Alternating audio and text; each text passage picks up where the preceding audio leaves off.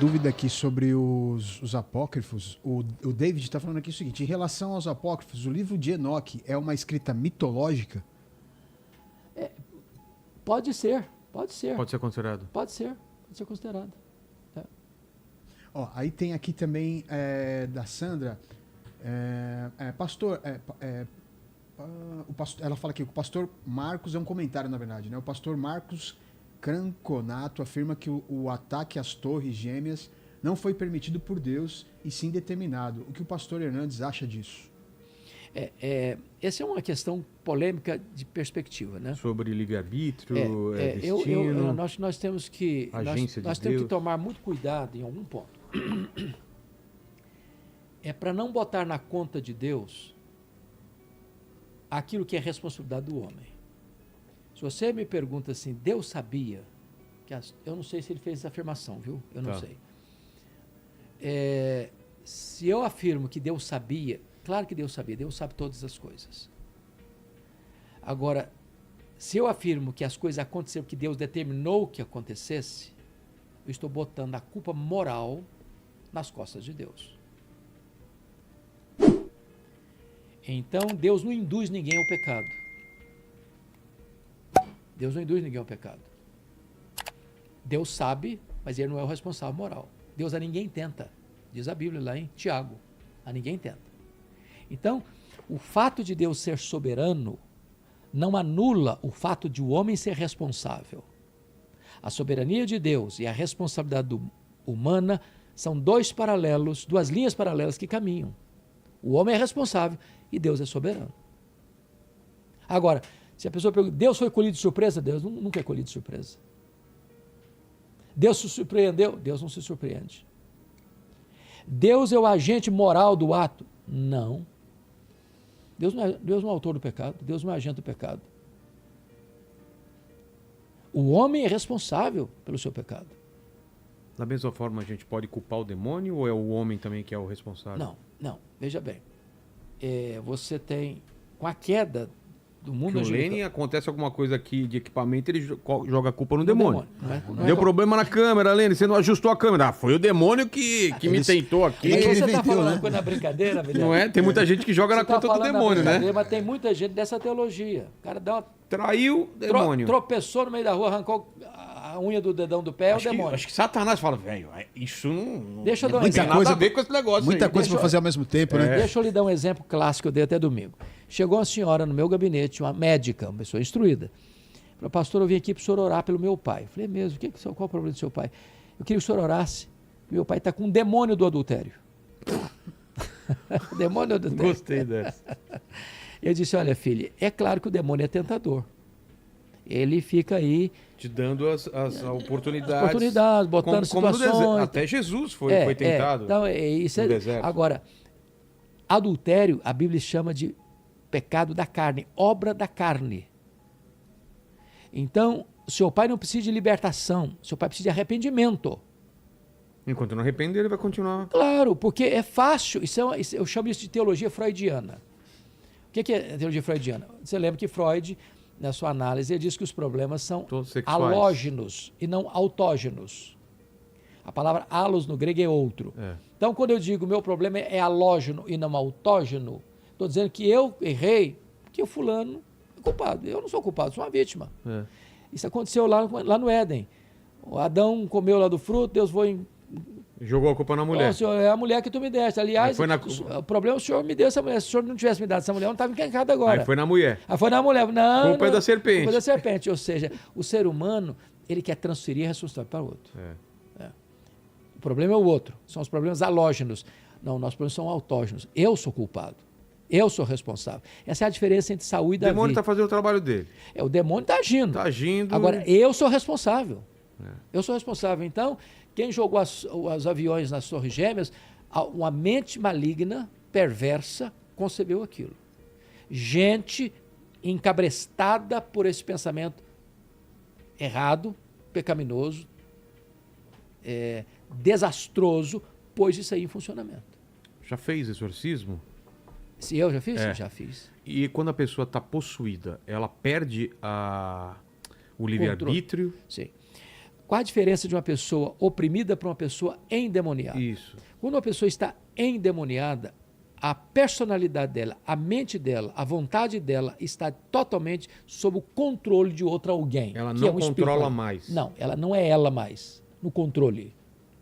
Então, ela na linguagem das matizes africanas, ela é um aparelho, ela é um instrumento. Alguns usam, é um cavalo. É.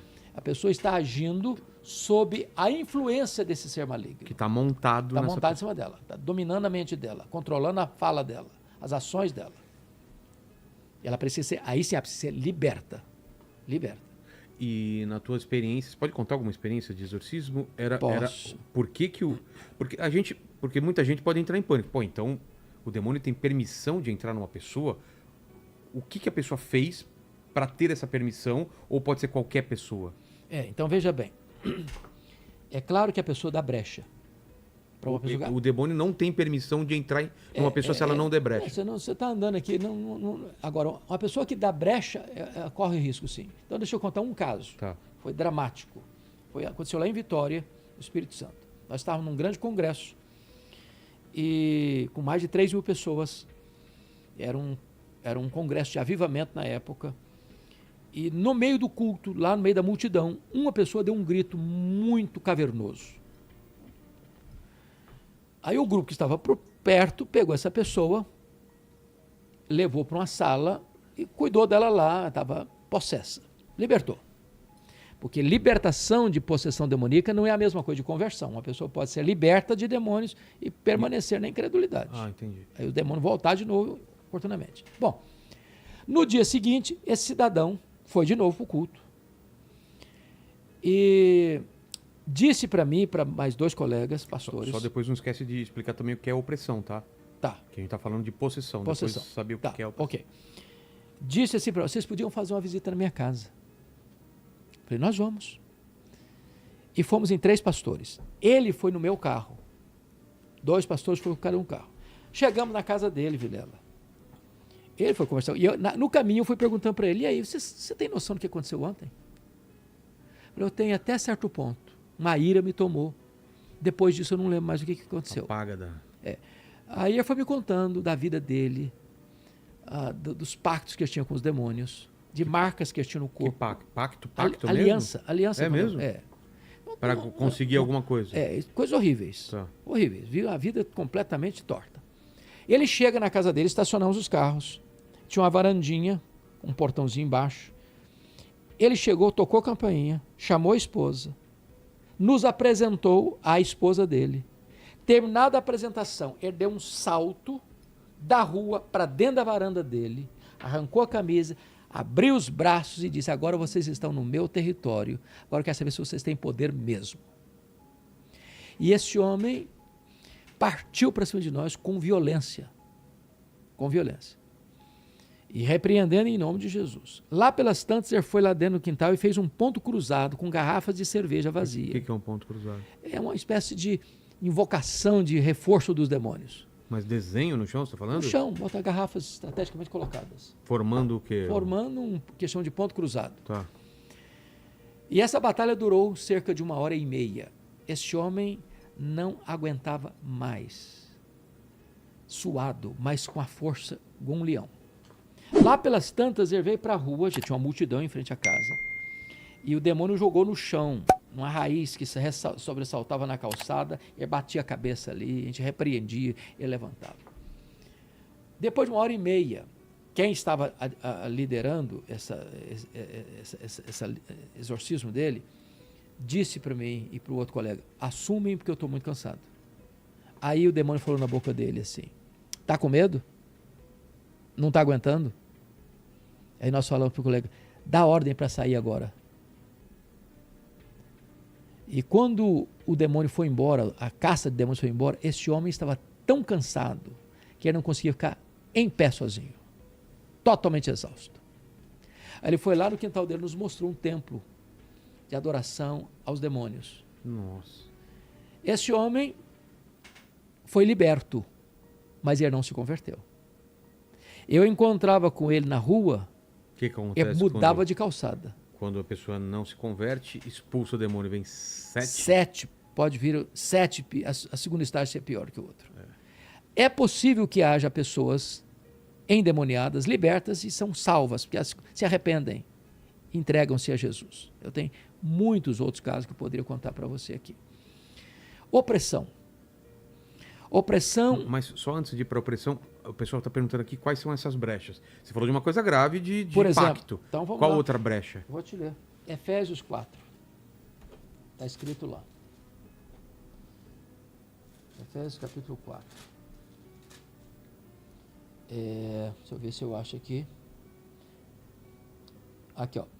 Versículo 26. Irai-vos e não pequeis. Não se ponha o sol sobre a vossa ira, nem deis lugar ao diabo. Uma pessoa que odeia, ódio, ele amanhece com ódio, ele anoitece com ódio, ele dorme com ódio, levanta com ódio. Aqui está um fogo no coração dele. Ele está abrindo um flanco para Satanás, para o diabo entrar. O diabo entra nessa brecha do ódio. Da impureza sexual, o demônio entra nessa brecha.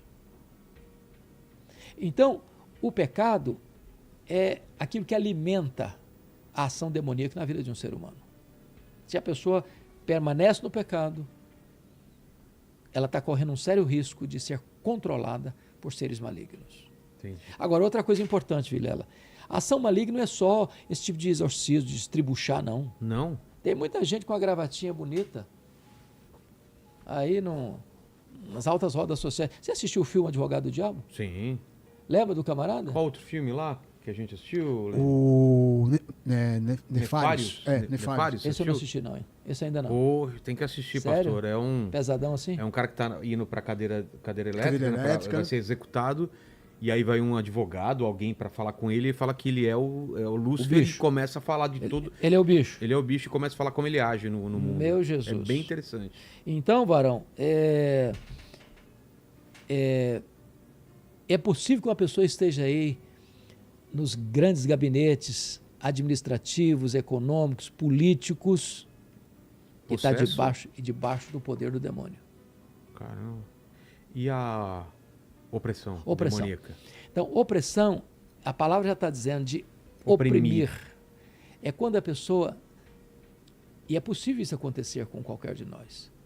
Possessão não pode acontecer na vida... Eu já senti opressão, viu? Eu Você já também, sentiu, eu né? também já. Já. Eu, Não também, é uma eu vou te coisa dar ruim. alguns exemplos. Não é possível uma pessoa salva ter possessão.